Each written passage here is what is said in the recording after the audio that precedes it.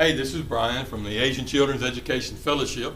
I want to tell you another story about our trips to Nepal.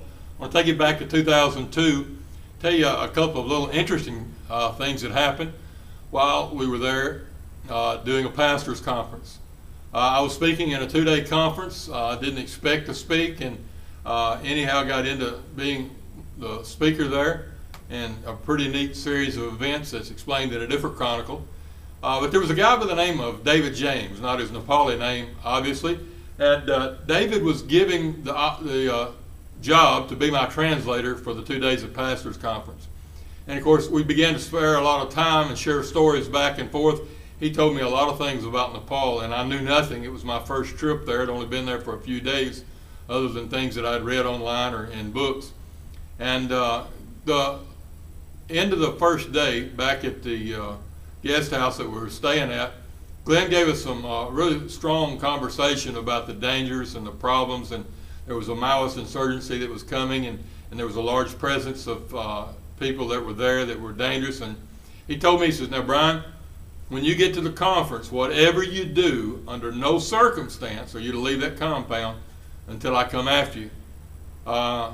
So I took heed to his word, and I listened and didn't pay as close of attention as I should.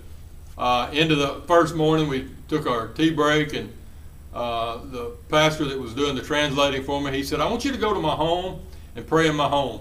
And I want you to go to the church, in which we're connected to each other, and I want you to pray there." And I said, "Well, Glenn told me that I'm not allowed to leave, and I need to stay here." I said, "Oh, it's not a problem, Pastor Bryan. It's very safe there. It's just a little walk down the road, and we'll do it during lunch today. We'll just grab our lunch and take off, and we'll walk and talk, and we can go, and you can meet my people around the church there and the little community of people, and we'll pray at our home, and we'll pray at the church, and then we'll be back in time to start the session after lunch." Sounded okay, seemed like a good idea, and so I left with him. Well, in Nepal, when they tell you it's just a short distance, it means it's a long, long ways, because they walk very fast and they walk everywhere they go. And for me, it was a very challenging walk, because we had to walk down the side of a mountain, not a huge mountain, but down the side of it. And the further we walked down it, the more I realized I've got to walk back up this way. And then we came to a flat area down by the river that they called Terai, and there was lots of rice fields. And David made us turn off into the rice field, and we began walking on these real narrow little strips of dirt that separated the rice from place to place and held the water in to keep the water to the rice. And when we started walking across the rice field, he said, "Now, Pastor Bryan," he said, "if you see a mouse or a rat run across the trail in front of you, stop, don't move." He said, "because most likely if he's coming through, there's a cobra chasing him, and the cobra can only strike what it sees move. If you don't move, he'll never know you're there. If you don't move, he won't strike you."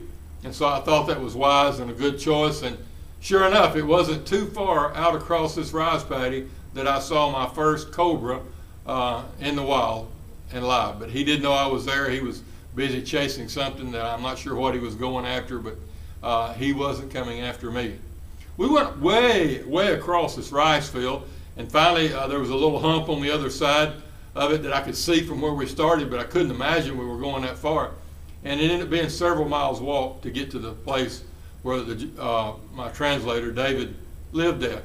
We went into his home, a very meager, small place that he lived. It was probably 10 feet by 10 feet. They cooked and they slept and they lived. Everything was in that one area. Restrooms there were like an outdoor toilet back out behind the building, away from the buildings a little bit. No electricity, no running water, and they lived there with kerosene and a little bit of propane gas for cooking, and that's how he lived. And then downstairs below it was an open area that was larger, maybe 20 by 20 or so, of just open brick walls with a concrete floor, very rough, very crudely put together. And this was his church, and they had rice mats that were stacked up on the side that they would spread out for church services and have there for worship. And after we prayed in the church, we went back up to the house, and he said, "I want to get you something to drink before we start back." And he was fixing me some tea when a knock came on the door.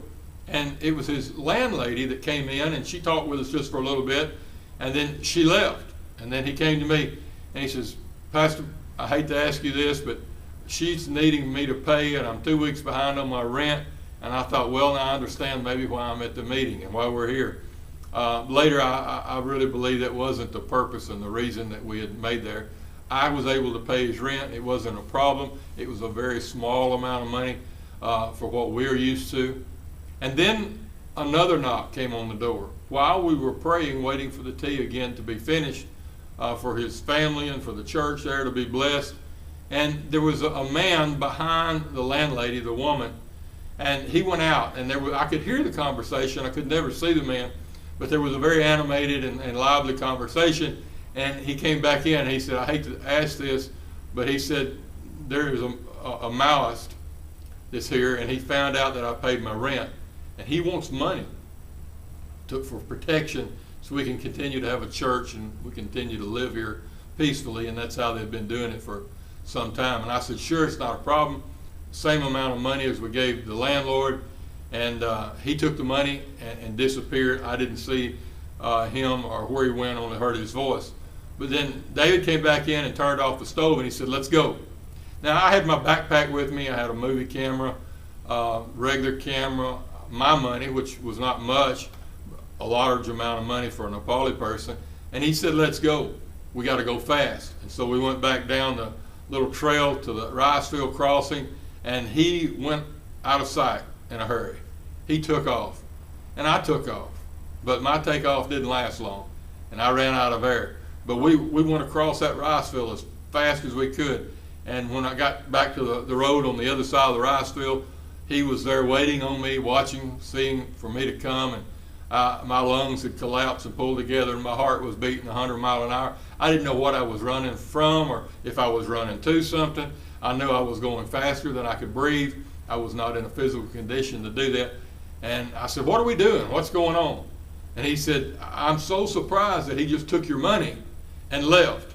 He said, any other time, and if he had known you were American for sure, I'm not sure whether he knew or not, but he would have taken everything you got. And I was afraid that he would come back and want to rob you and take everything that you had.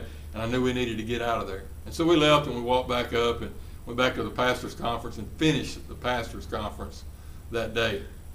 And I kept that story for many years. In fact, it was just about 2 or 3 years ago, maybe 6 or 8 years after it happened, that I was sitting around sharing stories with Glenn and somebody else in Nepal. And I said, hey, Glenn, let me tell you about the trip to Pastor David's house.